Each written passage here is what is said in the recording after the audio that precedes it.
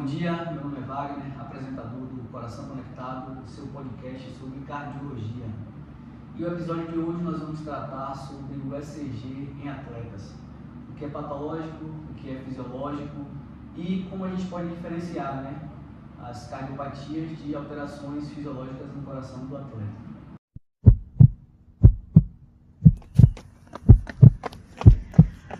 Para debater o tema de hoje, eu tenho aqui um time de peso.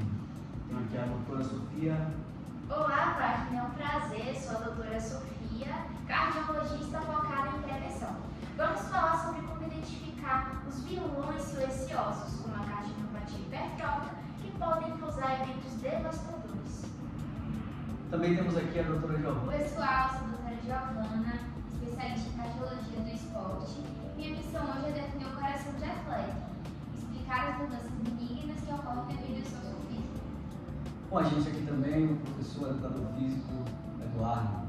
Prazer para todos, obrigado pela participação, pelo convite. Eu sou educador físico e hoje o meu objetivo aqui nesse podcast é descobrir até onde eu posso exigir dos meus atletas e quando eu devo parar, né? E para completar o nosso time, temos aqui Neto, atleta maduro. É um prazer estar com essa mesa, prazer, Wagner, estar aqui com você, doutora, professor. Hoje a gente vai falar, quero saber um pouco o que é mito, o que é realidade. Eu sou atleta profissional e já fui vários colegas nessa coisa de programa cardiológico, e hoje aqui é um prazer estar aqui. Então, aqui apresentado aqui os componentes da nossa mesa, vamos começar. Tem uma pergunta, eu estava lendo recentemente que a morte súbita em atletas jovens é muito rara. Um ou dois casos a cada 100 mil atletas. Porém, tem impacto enorme em pessoas que aparentemente são saudáveis. Como é que isso acontece? Wagner, geralmente não é um evento aleatório, na maioria das vezes é um exercício intenso agindo sobre uma cardiopatia oculta, estrutural, elétrica, que o atleta nem sabia que tinha. Exato, doutora Sofia, e é por isso que o papel do eletrocardiograma se torna importante, né? O modelo italiano ele tornou obrigatório e provou que ele reduz significativamente essa mortalidade e a incidência dessas novas mortes. Mas doutoras, meus atletas, pelos treinos, acabam tendo o coração alterado, o coração deles fica meio que mais forte que as pessoas normais. Essa, como vamos dizer, essa hipertrofia não poderia alterar esse exame e meio que prejudicar? Pois é, doutor. Minha dúvida é essa também. Eu treino bastante, alimento bem, não perco noite. E geralmente, quando eu estou no treino, quando eu estou jogando, eu sinto meu coração bater dentro. Isso quer dizer que é uma bradicardia. O que é que eu posso fazer? Será que isso é pelo futebol ou pode ser através da minha vida própria? Uma excelente pergunta, porque essas alterações aí eu acho que levam ao conceito do coração do atleta. Definir a sua bradicardia sinusal é fisiológica. É muito comum a gente achar essas bradicardias em atletas. Ela costuma ser normal entre 30 a 50 BPM e não tem nenhuma comorbidade, né? Eu já vi alguns termos nos autos de um eletrocardiograma que é tipo bloqueio atrioventricular de primeiro grau e bloqueio de ramo direito incompleto. Eu ouvi na internet que eu não deveria me preocupar, que eu deveria ficar ciente que essas alterações não prejudicariam a performance dos meus atletas. Isso é verdade ou não? Exatamente. Bloqueios atrioventriculares de primeiro grau, mortes 1 ou bloqueios incompletos de ramo direito são achados normais, são fisiológicos e geralmente desaparecem com o exercício. Que alívio. Mas outra pergunta é quando é de colegas que o coração também cresce. Isso quer dizer que é hipertrofia, já ouvi falar. Mas não é através do treino ou é através fisiológico também? Aí é o X da questão, porque assim, a hipertrofia do coração ela pode mimetizar cardiopatias hipertróficas. Essa hipertrofia fisiológica por conta dos exercícios pode aumentar também a vantagem do ECG. E agora, como é que a gente faz para diferenciar o joio do trigo? Temos uma regra de ouro, critérios de voltagem isolados para hipertrofia ventricular esquerda, que são provavelmente fisiológicos. O problema é quando vem acompanhado de outros sinais. Perfeito, doutora. Se a vontade ela vem sozinha, é o coração de atleta. Mas se ele vier acompanhado de onda Q, onda T investida e supressão do segmento ST, então a gente precisa acender o sinal de alerta. Então, doutora, eu tenho uma dúvida.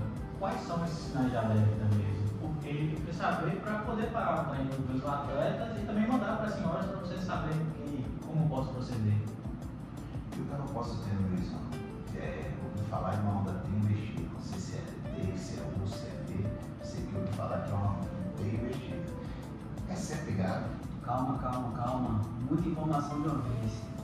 Doutora Giovana e doutora Sofia, as senhoras poderiam listar esses problemas para a gente?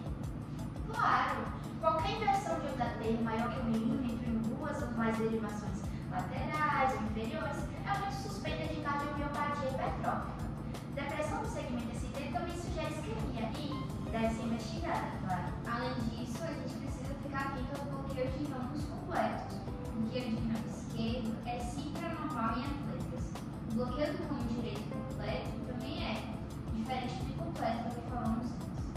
Então, doutoras, pesquisando no YouTube, obtemos como cardiomiopatia desse síndrome de QT longo. Isso são questões que aparecem no elétrico comum e com relação à morte súbita elétrica, o que tem relação? Calma, Juvenil, não se assuste, não. Nossa, aqui pra gente no mundo do esporte, quando fala de morte, é complicado, soa assustador. Existe algum valor de referência nesse QT que eu possa ter um exame e ficar mais esperto? Bem lembrado, porque o intervalo QT corrigido, ele é de grande risco, né? Mas assim, existem limites para homens e para mulheres? Para homens o limite é 470 milissegundos e para mulheres 480.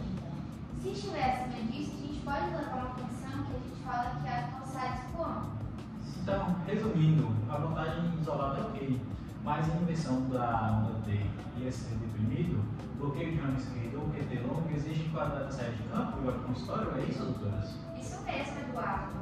E não podemos esquecer das ondas Q profundas ou largas. Elas podem indicar um infarto prévio ou cardiomiopatia. Doutora, uma pergunta. Um amigo meu é negro e ele teve uma alteração na onda T e disseram que era normal pela etnia dele. Isso não soa um pouco de racismo? Antes de responder essa pergunta sobre a etnia, a influência da etnia no resultado dos exames, eu queria comentar que eu estava assistindo a aula de um excelente professor de renome internacional, Ricardo Aleixo, e ele comentou sobre esse fenômeno aí, a torsade com A, e ele falou que parece que é provocado por algum tipo de medicamento. Como é isso aí? Poderia explicar? Inclusive, foi uma professora na durante a faculdade e a gente aprendeu muito com ele. Mas em atletas negros, a inversão de onda T nas derivações V1 V4, se tiver uma elevação do ponto J antes, é frequente, uma variante benigna de regularização precoce. Mas atenção, isso vale para atletas negros e nas derivações anteriores.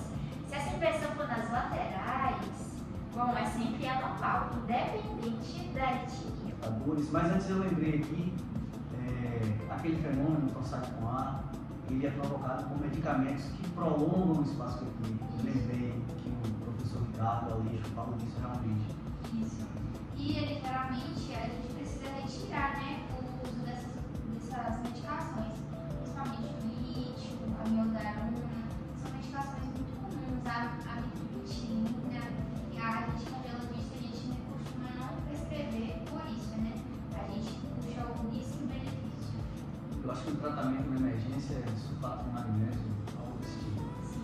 Bem, vamos lá. Temos aqui perguntas de alguns de nossos telespectadores. Eu estou aqui com uma pergunta de Mariana Pitombo, ela é lá de Jequié.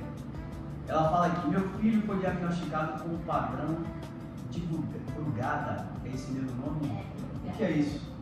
Bom, o padrão de Brugada, tipo, é uma elevação do segmento ST em formato de Goldstein, das derivações V1 e V2. É uma canalopatia séria, um risco elétrico que exige investigação imediata e muitas vezes afastamento. Me ajude aqui, professor Eduardo. Leia aí a pergunta do Carlos. Carlos? Então, o Carlos perguntou o que é onda Y. E eu li aqui que ele falou que deu no laudo e ficou meio preocupado sobre isso. Carlos, a onda Y é um sinal de baixa voltagem no final do complexo QRS, visível V1 a V3. Ele é atualmente sugestivo de displasia arrítmico-gênica no ventrículo direito e precisa ser investigada urgente. Temos aqui mais uma pergunta que é de Rafael Martins. Ele enviou por e-mail.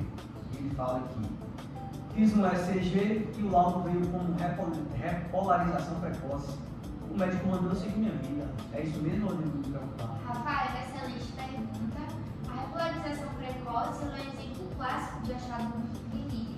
Ela é extremamente comum em atletas, especialmente homens e afrodescendentes. Se for achado isolado em um atleta sintomático, os critérios internacionais são claros. É uma variante da normalidade, vida que segue. Neto, lê aí, por favor, a pergunta. Pois não, a última pergunta é Kenny Frank, lá do Crânio Sul. Tem um sopro no ECG do sobrecarga atrial à esquerda. É normal de atleta? E também, doutora, eu quero saber, e se fosse a direita? Boa pergunta. Diferente da sobrecarga ventricular, a sobrecarga atrial esquerda é incomum no coração de atleta. Puramente fisiológico e é frequente na cardiomiopatia hipertrófica. Nesse caso, a tabela de diagnóstico diferencial mostra que isso pende mais para o lado patológico e merece um ecocardiograma. Bom, eu acho que já esclarecendo aqui as dúvidas, as principais dúvidas, né, dos nossos telespectadores, fizemos aqui uma explanação satisfatória, deu para entender, compreender bastante a diferença, né, do que é patológico, do que é fisiológico do coração do atleta. E aí eu queria pedir para que os participantes fizessem suas colocações finais, agradecer a participação de cada um. E vamos começar aqui pela doutora Sofia. Bom, a avaliação pré-participação salva vidas, né? Não tenha medo do ECG, tenha medo da doença que você não sabe o que tem. Doutora Giovana, por favor. Coração de atleta é uma adaptação saudável, a gente precisa usar os critérios corretos, né? Para evitar que a gente afaste a atleta saudável, né, de jogar e investigar quem realmente precisa. Professor Eduardo. Então, gente, eu quero falar uma palavra aqui que é protestado não é burocracia, né? Você precisa saber da segurança do seu atleta, saber quando ele está apto ou não a jogar. E foi incrível saber mais da importância dessa ferramenta que é o eletro, né? Que pode ser tido como uma ferramenta para a gente descartar preocupações ou então diagnosticar questões do nosso atleta e tirar eles do risco para a saúde. Neto, você talvez seja o principal participante aqui desse debate de hoje, porque é o atleta que está sujeito a tudo que a gente conversou hoje aqui. Faça suas considerações finais, por favor. Agradecer as informações que a doutora nos passou, o professor, e dizer que a gente, como atleta, a gente é referência para crianças que vêm surgindo e vê a gente como inspiração. Então, dizer que desde a fase quando vai entrando, próprio no ECG, a gente ficou bem notório aqui que o ECG é a parte principal do atleta de futebol, é a parte cardíaca. E foi de extrema importância para mim, porque eu não entendi o que era T, não sabia o que era QT. Isso vai, a partir de agora, a gente já vai procurando melhorar, para que a gente não venha sofrer lá na frente as consequências de ter uma parada, uma morte súbita que me incomodou muito essa parada. E agradecer a todos vocês pelo convite. Estamos aqui à disposição. Perfeito. Fisiológico, patológico, o importante é fazer uma avaliação criteriosa. Agradecer aqui a participação da doutora Sofia, da doutora Giovana, Eduardo e Neto. E agradecer também a você, nosso telespectador, que nos acompanhou nesse episódio de hoje.